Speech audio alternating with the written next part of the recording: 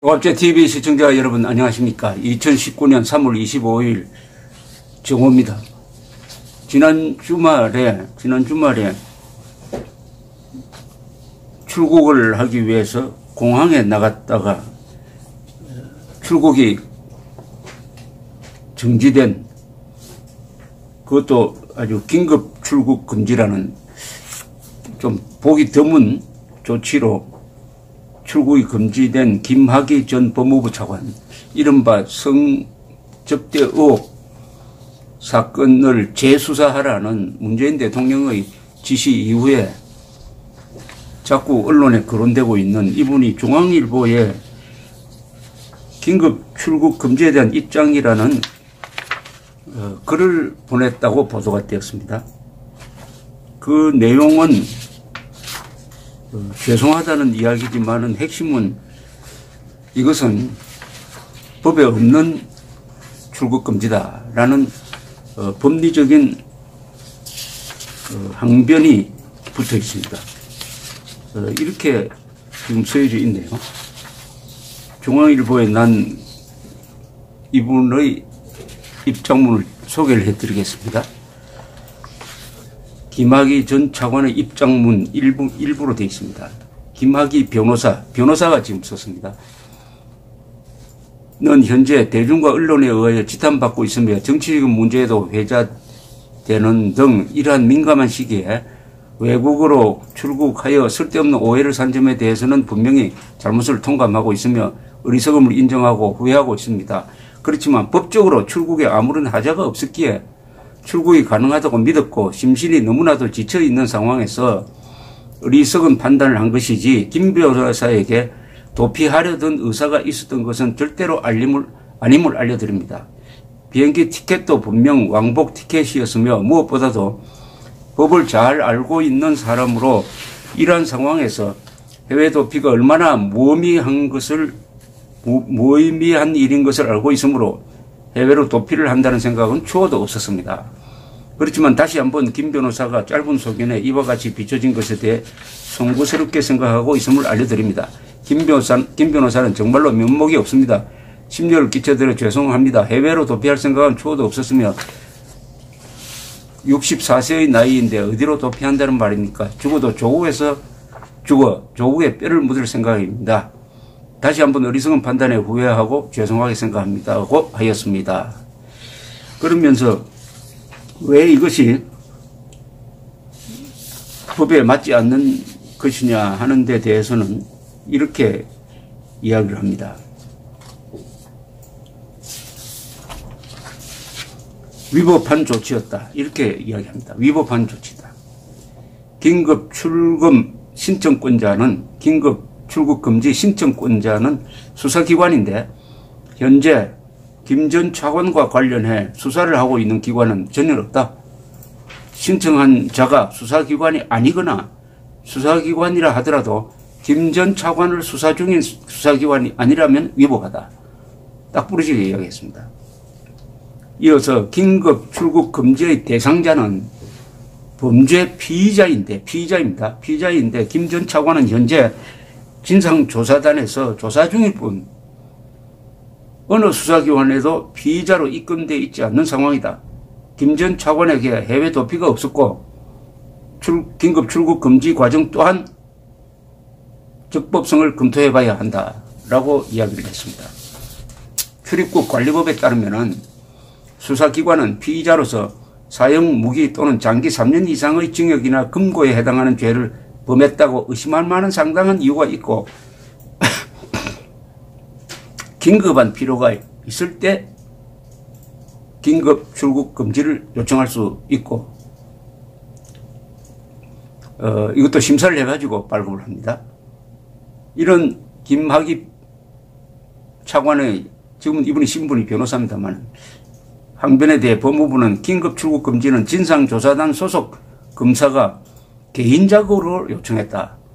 검사 개인도 독립된 수사기관으로 볼 수 있다. 내사 단계에서도 당사자에 대한 출국 금지가 가능하다.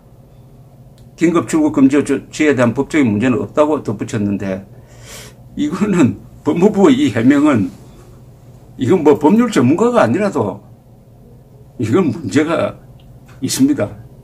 자, 첫째, 출국 금지를 했다면은 본인에게 통보를 해야 됩니다.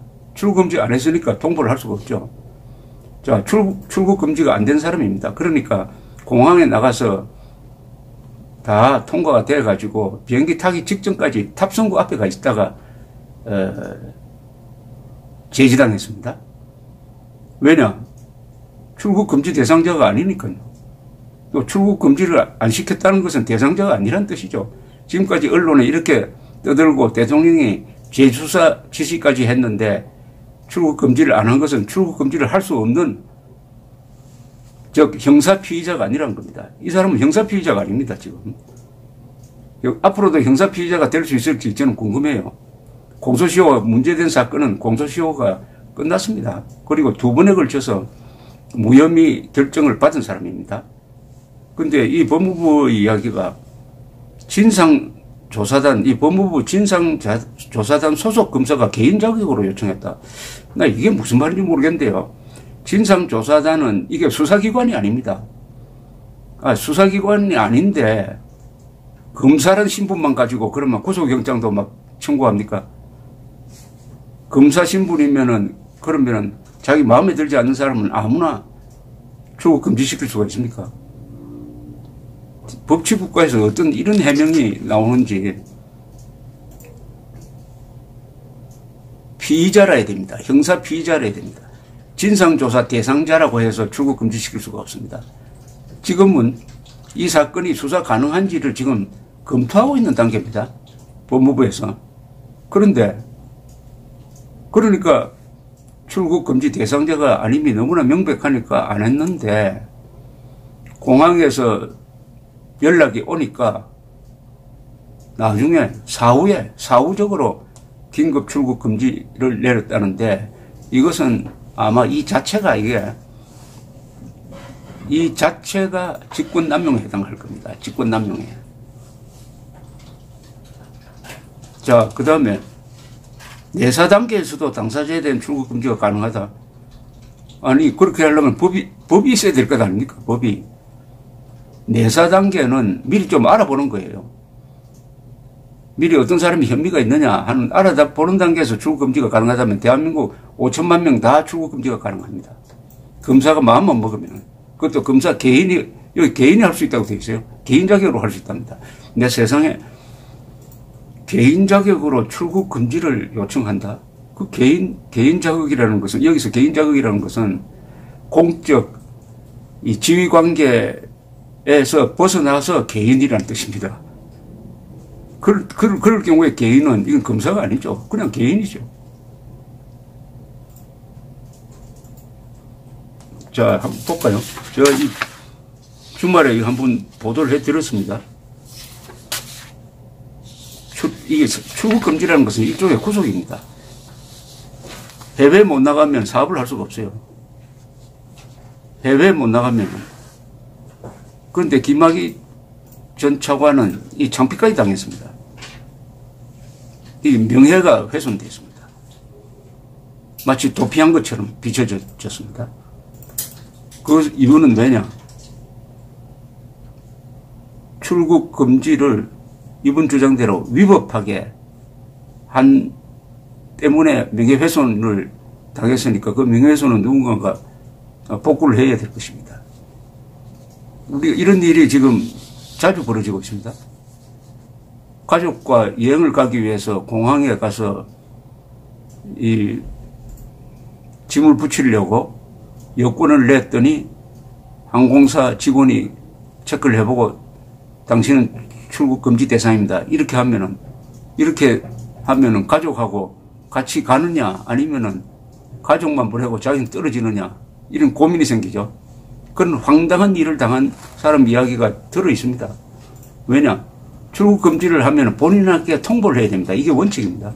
예외적으로 특수한 경우에 통보를 하면은 뭐 도망을 간다든지 할 그런 위험성이 있는 사람의 경우를 빼고는 통보가 원칙인데, 김학의 전 차관은 출국 금지를 한다면 본인에게 통보를 했어야 될 대상자입니다. 하지도 않았고 통보도 안 했으니까 왜 못 나갑니까? 출국 금지 남용, 출입국 관리법이라는 게 있습니다. 출입국 관리법, 출국의 금지에 대해서는 분명하게 딱 적어놓고 있습니다.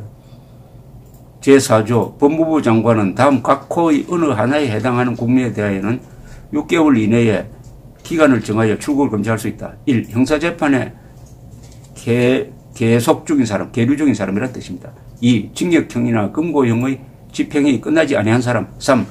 대통령령으로 정하는 금액 이상의 벌금이나 추징금을 내지 아니한 사람. 4. 대통령령으로 정하는 금액 이상의 관세, 국세, 지방세를 정당한 사유 없이 납부기한까지 내지 아니한 사람. 그 다음에 2. 법무부 장관은 범죄 수사를 위하여 출국이 적당하지 아니하다고 인정되는 사람에 대하여는 1개월 이내의 기간을 정하여 출국을 금지할 수 있다. 범죄 수사라고 딱 적어놨습니다. 지금 김학의 전 차관은 범죄 수사 대상자가 아닙니다. 대통령이 조사하라고 했다고 해서 이 사람이 범죄 수사 대상자가 아닙니다. 범죄 수사 대상자가 되려면은 피의자가 돼야 됩니다. 피의자. 흔히 이걸 입건이라고 그러죠. 그럼 수사기관이 경찰이나 검찰이 수사에 착수를 해야 되는데 이 사람에 대한 수사가 과연 가능하냐가 지금 쟁점입니다. 2006년, 7년, 8년 이 무렵에 있었던 이른바 성접대 그것이 사실이라고 하더라도 이미 공소시효가 끝났다. 고 보는 것이 다수입니다. 다수. 공소시효가 끝났다. 또 2번에 걸쳐서 무혐의 결정을 받았다. 그런데 과연 수사를 다시 할 수 있느냐? 공소시효가 끝난 사건을 어떻게 수사를 합니까? 그냥 알아보는 차원에서 흥미로우니까 흥신소 같이 하려면 몰라도 공소시효가 끝난 것은 수사를 할 수가 없습니다. 해서도 안 됩니다. 그렇다면은 이번에 있었던 법무부의 긴급 출국 금지 조치는 위법하다라고 주장하는 김학의 전 차관의 이야기에 저는 동의하는 바입니다. 그리고 이걸로 해가지고 드러난 출국 금지의 남용, 그리고 이 법무부의 해명, 이것이 지금 대한민국 법치 붕괴의 현주소입니다. 법을 이런 식으로 확대 해석을 하고 자의적으로 해석을 하면은 우리 국민들이 불안해서 살 수가 없습니다. 저는 우리나라에서 가장 머리 좋은 사람들이 법 쪽에 있다는 것은 인정합니다. 그러나 그 법을 어떤 사람을 괴롭히기 위해서 또는 권력의 입맛에 맞추기 위해서 법을 교묘하게 이용하는 기술자가 되어서는 안 되겠죠. 한국에는 법률가는 잘 보이지 않고 법률 기술자는 참 많습니다.